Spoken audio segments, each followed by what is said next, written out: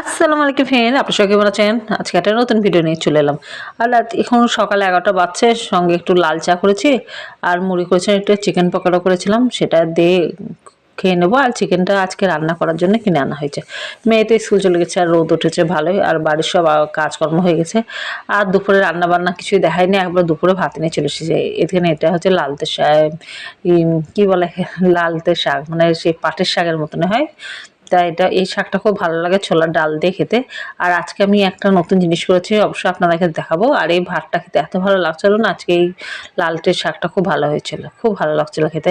আর এটা হচ্ছে ডুমুর, ডুমুর রান্না করেছিলাম। ডুমুর বলছে মেয়েদেরকে খাওয়া খুব ভালো, ডুমুরের রক্ত বাড়ে শরীরে আর শরীর ভালো থাকে, তার জন্য ডুমুর রান্না করেছিলাম।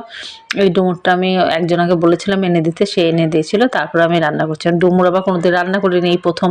তার ডুমুরের বীজ আবার নিতে নাই, তার জন্য ইউটিউবে ভিডিও দেখলাম কেমন করে রান্না করতে হয় না করতে হয়, সেইভাবে রান্না করেছিলাম। খুব ভালো হয়েছিল ডুমটা রান্না করতে, অনেকটা এই এঁচোড়ের মতন খেতে, বেশ ভালো। আর এখন চিকেন রান্না করেছিলাম, চিকেন আলুর একটা তরকারি করেছিলাম। তা চিকেনটা আজকে খুব ভালো হয়েছিল, সব তরকারিগুলো ভালো হয়েছিল, ভাতটা খুব মানে তৃপ্তি করে খেলাম। আর চিকেন তো ভালো লাগবে খেতে, তার জন্য। আর সবজিগুলো হওয়াতে মানে ভাতটা মানে খুব মানে ব্যালেন্সটা খুব ভালো হয়েছিল, চিকেন আর এই সবজি দিয়ে খুব ভালো লাগছিল ভাতটা খেতে। আর এখানে দেখছি ভাতটা খেয়ে নিয়েছি, মেয়ে তো স্কুল থেকে বাড়ি আসেনি, মেয়ে আসতে ওই 4টে হবে। আর আমি সব তরকারিগুলো একসাথে মাখিয়ে ভাতটা খেয়ে দিয়েছি, তার সত্যি খুব ভালো ছিল। ডুমুরটা আমাকে খুবই ভালো লেগেছে, এই প্রথম খেলাম কিন্তু খুব ভালো লেগেছে।